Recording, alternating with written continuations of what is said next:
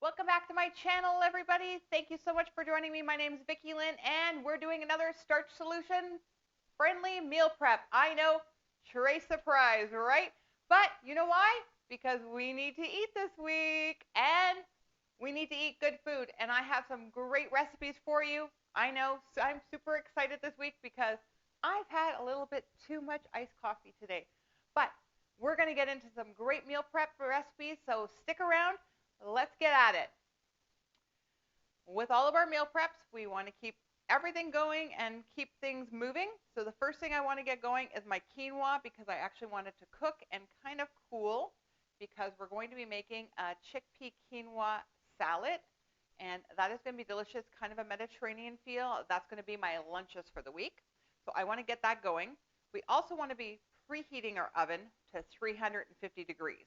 So preheat your oven, because we're going to be baking a couple of things in there. And while you're at it, don't forget to hit that subscribe button, and then inch over and hit that bell icon so that you're notified every time I upload a video, because I do vegan recipes and I do Starch Solution recipes. I do a little bit of everything, mostly Starch Solution, but I do some vegan recipes. So whatever you like, I'm here for you. And hey, you don't need to be vegan to like my recipes, because my recipes are delicious for everybody. Okay, so we're going to get our quinoa going.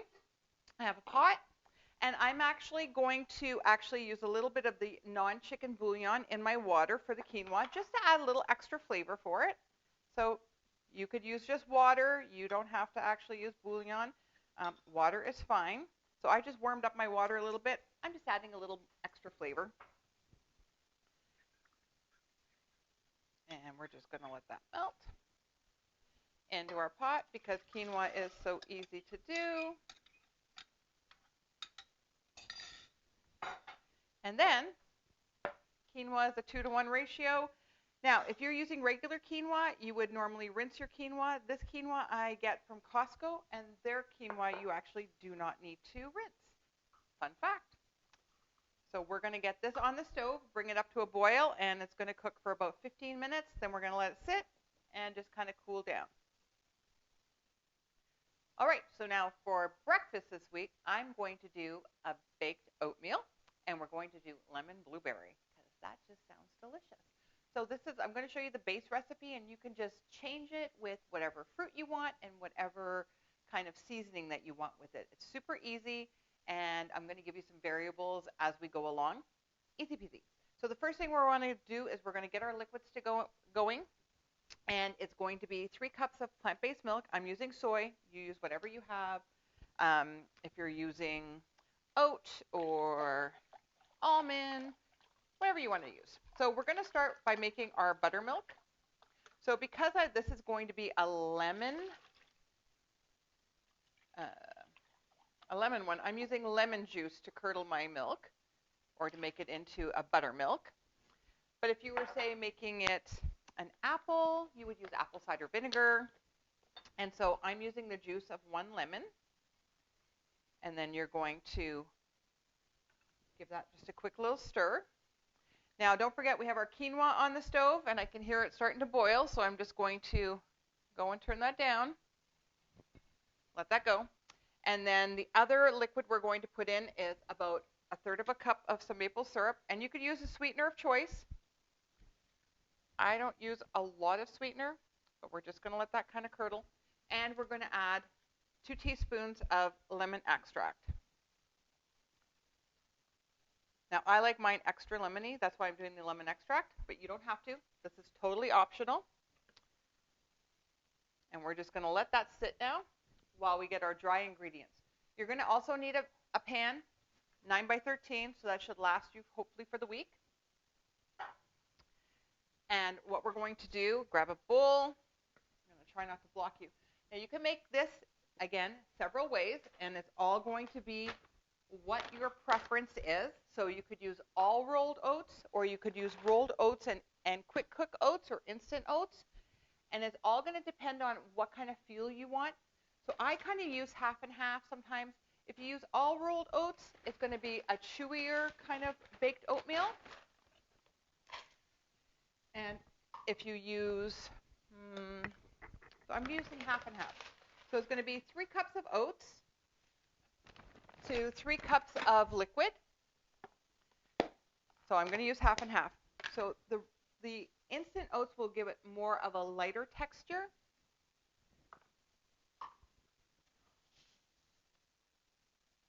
So you can just play with it as you do this recipe, because this is a great recipe. Apples are really good in this. Apples, cinnamon with a little nutmeg, just lovely. And then to that, we're going to add a little baking powder, a little salt. And don't worry, guys, recipe is going to be down below. Don't have to worry. And I have some lemon zest. So we got the juice of the lemon. We have the zest of that same lemon. Smells so good in here with that. I know, I love lemon so much. And then just 2 tablespoons of ground flax flour, which is just ground flax seeds that you grind up. So I actually have two grinders, one for coffee and one for all my spices and my flax and stuff, which I need to grind some more. There.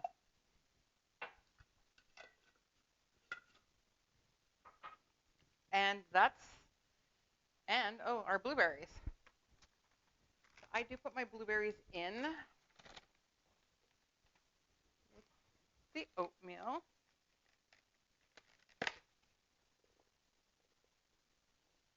Save some to coat on top and serve.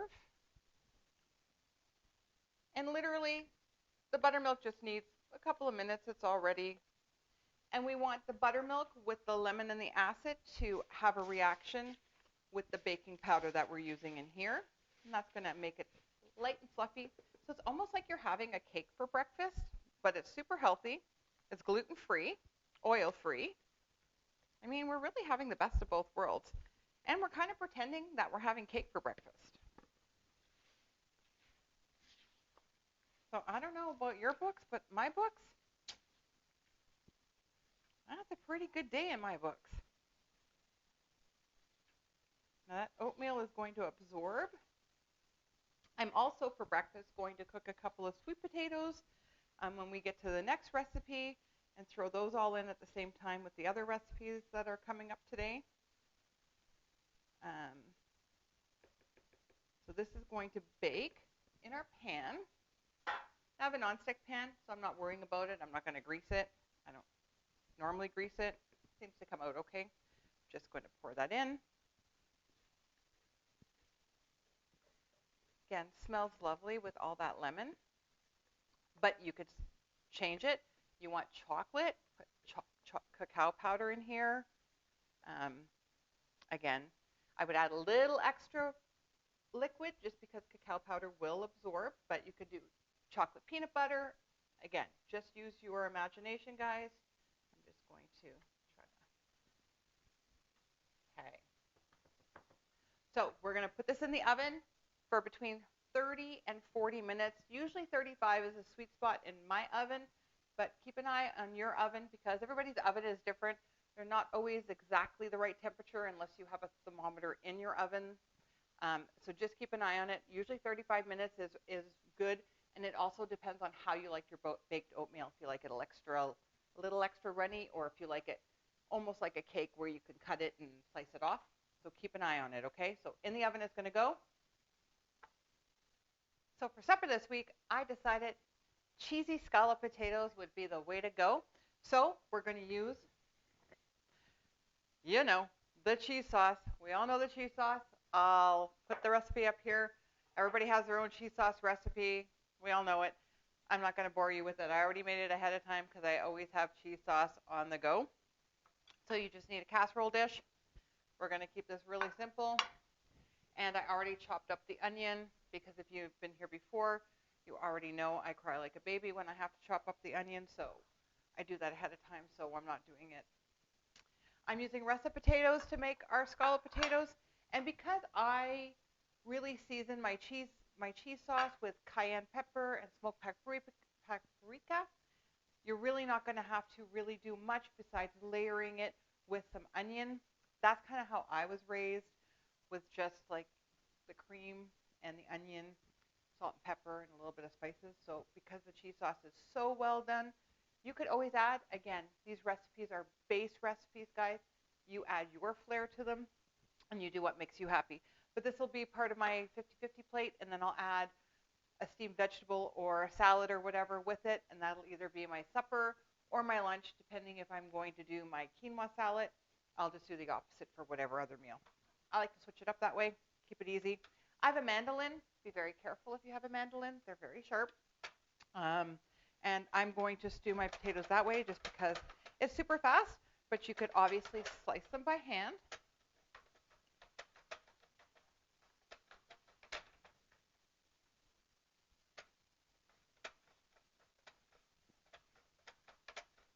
But this way they come all uniformed and they're good. This is going to go in the oven. And again, your baking time is going to depend on how thin you're slicing your potatoes.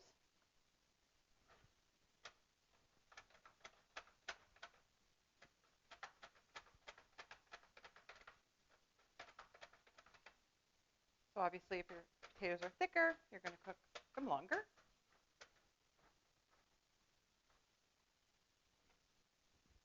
So let's get started with our first. I'm going to start actually with a little row of onions on the bottom.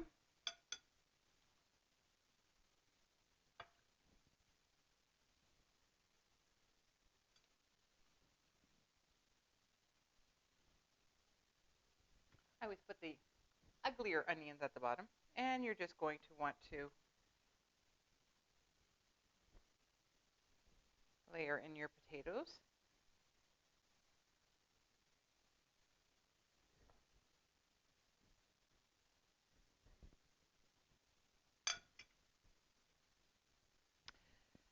So now let me know if you grew up, your parents or your mother making these scallop potatoes. This was a thing my mom made all the time.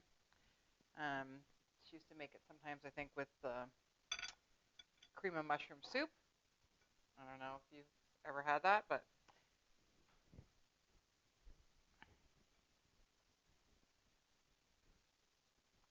just see what's going on there. Okay. So we're going to put in our first layer. I'm actually going to add some of the cheese sauce on that layer just to make sure that it gets there.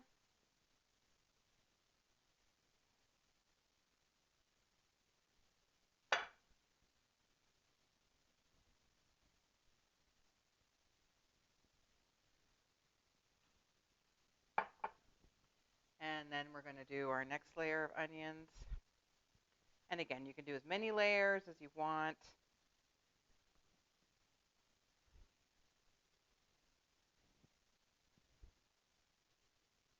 Onions are just going to permeate through the potatoes as they cook. Do as many layers as you want. Okay. We need more potatoes.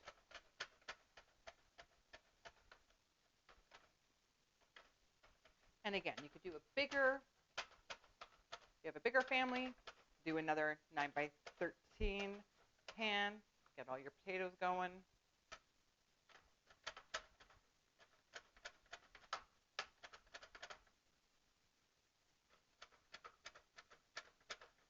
Now I made my cheese sauce a little thicker this week just to make sure that it was good for this recipe.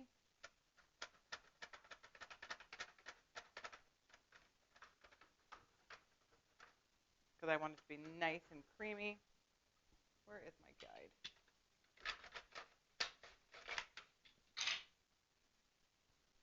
Okay. Put these potatoes in. Now these are nice and thin. So you're going to cook these. You're going to start, mine are super thin, so I'm going to start for about 30 minutes. And you're going to just cook them until your potatoes are obviously cooked all the way through.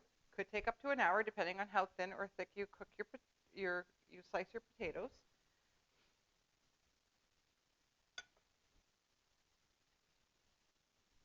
And then obviously it's going to be nice and bubbly and cheesy. I mean, no fat, just delicious. How great is that? Okay. Another layer of our delicious cheese sauce. Just going to put that on.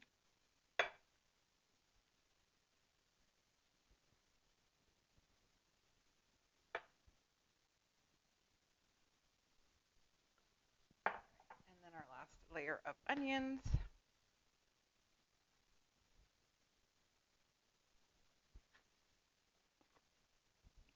In there. And then our last layer of potatoes.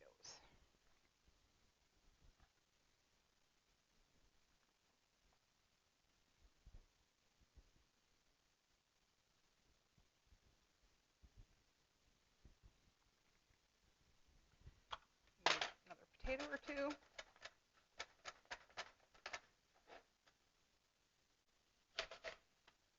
Okay, so now we're just going to put in our last layer. You can layer them all pretty if you want. If you're hosting, I would. For us, we just want it to taste good.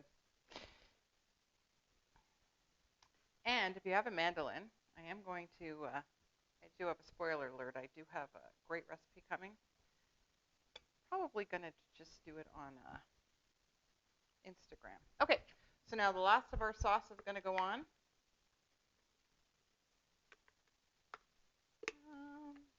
Yes.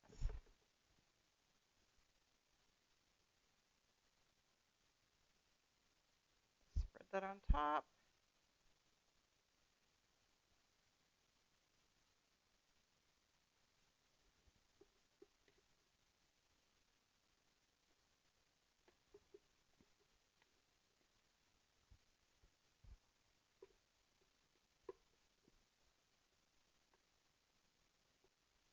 Okay, so we're just going to spread that, cover all your potatoes.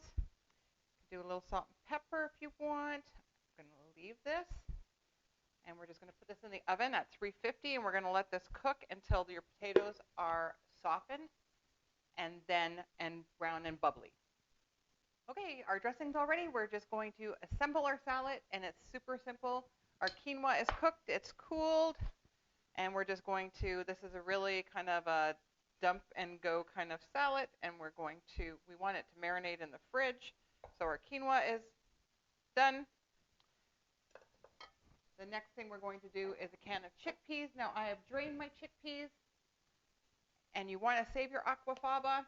You don't know what aquafaba is. It means bean water in Latin. You want to keep that.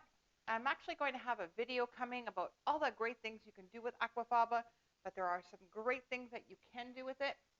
You can use it for coating things. It replaces eggs when you're cooking vegan, so it is a hot commodity. And fun fact, if you are cooking your own chickpeas in your Instant Pot, that water that you're cooking your chickpeas in becomes aquafaba, so keep that water.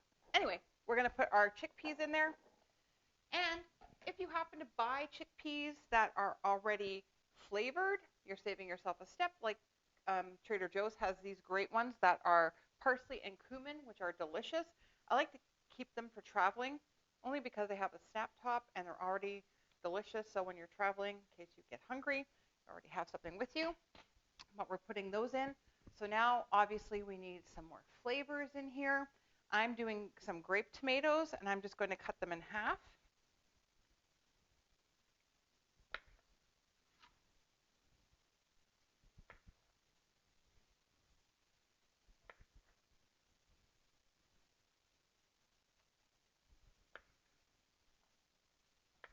Now the small ones, I think I'm just going to leave whole. These are actually really small grape tomatoes. But again, we're just going for color. Now I have parsley and I have coriander, so you can kind of decide which one you want to go with. I'm going to do coriander just because I love the flavor of it. Or cilantro, sorry, cilantro. Coriander, cilantro, kind of the same thing. Parsley would also be good in this. Going to add in some cucumber.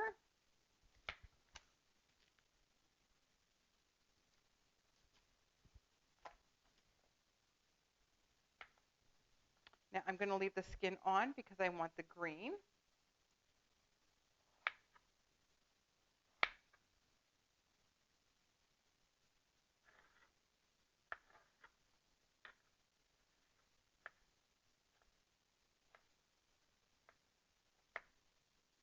And you could do half moons. You could do, again, whatever you find aesthetically pleasing in your salad, because hey, it's your salad.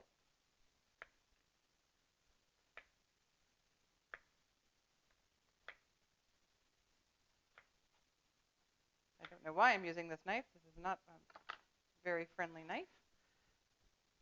There we go. Okay. And now some artichoke hearts. So I've just drained these artichoke hearts. They're not marinated. They're just plain. But I love the texture of them. We're just going to kind of cut them in half. Make them like bite-sized pieces.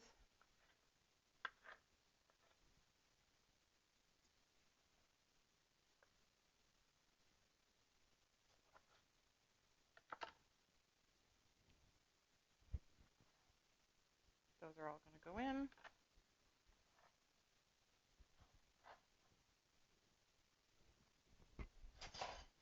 And then we're going to get our cilantro.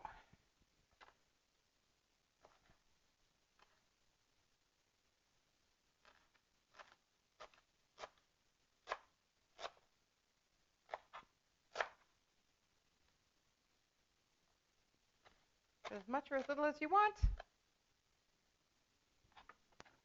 Put a mixture if you'd like. I'm going to dress it. And the great thing about the salad is you want to make it the night before because you want it to sit overnight. Give it a good toss. You want all those flavors to marinate overnight. And it's going to be even better the next day. And when I put in my cheesy casserole, the scallop potatoes, I also put in a couple of sweet potatoes just so I can have that also for breakfasts if I didn't want the oatmeal. And that's what I'm having. I'm also going to do a video this week so you can see what I'm eating as I go along with all of my meal preps.